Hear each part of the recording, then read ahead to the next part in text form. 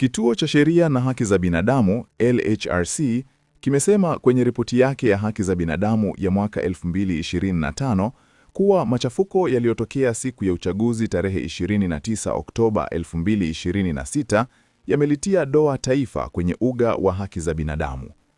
Akizungumza katika uzinduzi wa ripoti hiyo leo, tarehe 20 April 2026, Dr. Anna Henga, mkurugenzi wa LHRC, amesema kuwa ripoti hiyo imeonyesha athari machafuko yalitukia kipindi cha uchaguzi mkuu wa mwaka jana na jinsi hali ya haki za binadamu ilivyodorora kwa kiwango kikubwa. Hali hii imetokana na ongezeko la matendo ya ukiukwaji wa haki za kiraia na kisiasa, ikiwemo haki ya kuishi, haki ya uhuru, usalama, usawa mbele ya sheria na uhuru wa kujieleza, alieleza Dr. Henga. Amesema kuwa katika kipindi hicho, matukio ya utekaji, mauaji, kujeruhi na ukamataji kinyume cha sheria yaliripotiwa kwa wingi.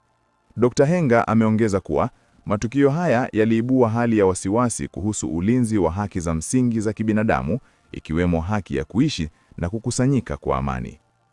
Ripoti hiyo imeonyesha ongezeko la matukio ya utekaji na upoteaji wa watu, ambapo LHRC imekusanya matukio 80 ya mwaka 2025 yakiwahusisha wanasiasa, wanahabari na wananchi wa kawaida.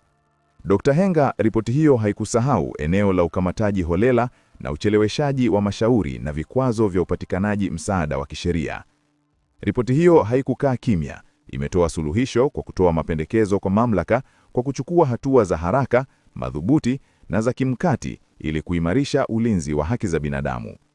Ripoti hiyo imetaka kufanyika kwa uchunguzi huru na wawazi na kwa muda maalum kuhusu matukio yote ya mauaji, utekaji na upoteaji wa watu yaliyotukio kabla na baada ya uchaguzi mkuu wa 2025. Imehimiza kuanza kwa mfumo wa kuiwajibikaji kwa vyombo vya dola, ikiwemo kuanzishwa kwa chombo huru cha kiraia cha kusimamia utendaji wa maofisa wa vyombo vya usalama, kufanya maboresho ya kisheria na kisera ili kulinda haki za binadamu na uhuru wa kujieleza, pia kuongeza jitihada za kuzuia na kukabiliana na ukatili dhidi ya wanawake na watoto.